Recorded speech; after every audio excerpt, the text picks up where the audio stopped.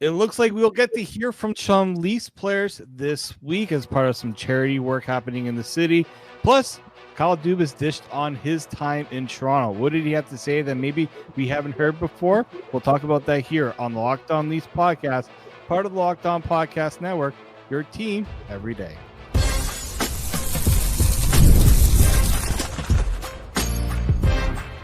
You're Locked On Maple Leafs, your daily podcast on the Toronto Maple Leafs.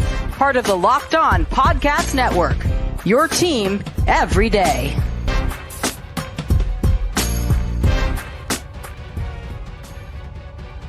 Hello and welcome to the Locked On Leafs podcast, a daily Maple Leaf-centric podcast hosted by myself, David Morsuti, and Frank Stanishi has been called in from the bullpen, coming off the bench.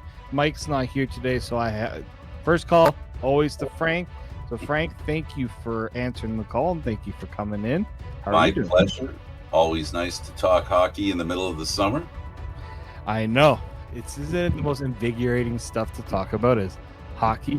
I saw the Locked On Senators podcast being like, we're ready for hockey to come back. And one of the reporters was just like, guys, go outside, enjoy the summer. We got shows to talk. We gotta build up things to talk about because sooner or later in a few weeks we're gonna be talking about training camps. The rookie tournament obviously will be something to talk about as well. And Frank, I think the last time I had you on the show, did I have you on after free agency at all? I can't even remember. I had to have you at least once. No, I don't remember if have I been on since the Leafs traded Marner. I'm not sure. I feel like you were. Well, I probably was. I know that in one show you asked me who I thought that he would go to, and I thought it was Vegas. And I wasn't right because I'm intelligent. I was right because it just seemed like him and Matthews are nuts about contracts they signed. And he was going to the Knights. Where did he play junior? That was the whole reason why I thought it would happen, because that's the way they think. He wanted to be a Knight again.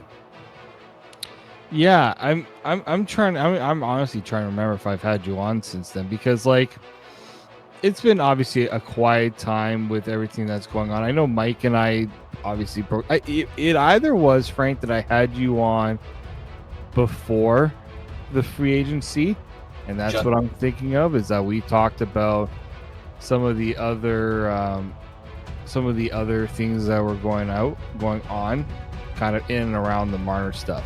So that's probably where I'm thinking that you had come in. Probably.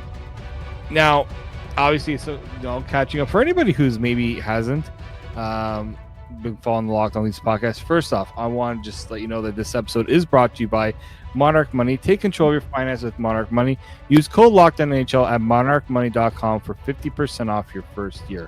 And just a little recap. I mean, Frank and I were he was like, we didn't miss any news. Not really anything, right? Obviously, you called back to the Derek Lalonde hiring back in June. Probably some people forgot that happened. We obviously had the Hall of Fame announcements with McGillney finally getting his name called, and we've had all the moves and stuff that's happened. So there really hasn't been a whole lot of hard news, obviously, with this team, and we're expecting something eventually to happen. We're starting to see some teams make some moves. I think the Rangers had signed a couple of goalies, and so teams are starting to slowly build out areas and holes on the roster, or even in their AHL. But we will actually have potentially some Leafs content to talk about at some point this week, because there is a charity event that's happening in Brampton. It's the Hockey Night in Brampton.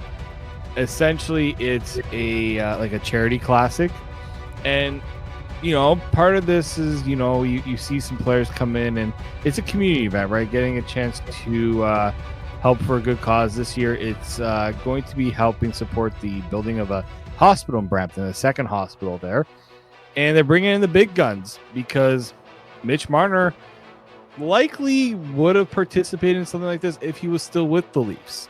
We know that he's not with the Leafs anymore. He is in Vegas. I've actually been seeing him doing some somebody showed me a picture of him with Joe Thornton not too long ago. I mean, we know that those guys all keep in touch. So with Mitch Marner out of the picture, in comes Austin Matthews. So for the first time, Austin Matthews will actually be participating in this event, and it's funny because he talked about how seeing guys like Marner, Tavares, even Max Domi. I think Max Domi is going to participate in it again this year, if I'm not wrong. But I think he realized, I'm the captain. I need to be more present in events like this, and it's going to be a nice event. You know, Mark Giordano is going to be there. I saw that Curtis Joseph's name was on there. It surprised me. Wendell Clark was there. I think, yeah. Wendell Clark's usually on things like that. So there's going to be some notable names at this event, and obviously we'll get to hear a bit from Matthews. I don't think we've heard anything from Matthews since John Tavares time, but also the Mitch Marner him leaving. So I'm curious. I'm sure whoever is going to be there, there'll be media there, and they'll ask about it. I'm sure that's going to be one of the questions asked. So I kind of think we all understand the kind of answer we could be getting from Matthews in a time like this, but I'll be curious to see how that one all plans out. But like, Frank, what would you expect to hear from Austin Matthews? Austin Matthews. Yeah, from a time like not just even about the Marner stuff, but just what I expect to hear or what I want to hear. What would you if you were at this event? If you were going to this event at the CAA Center, I think it's sold out. So unfortunately, if you were looking for tickets, maybe somebody's offering them up. But if you were going and you got a chance to ask Austin Matthews a question, what would it be?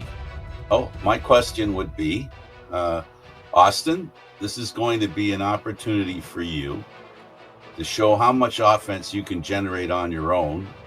Because quite honestly, generating offense is something that he hasn't been given a chance to show that he can do, because it's always been who's going to feed Austin Matthews. And now with Mitch Marner gone, the biggest thing that Austin Matthews, so this is not just something I'd ask him, this is something I'm wondering about. The real question is going to be this year for Austin Matthews.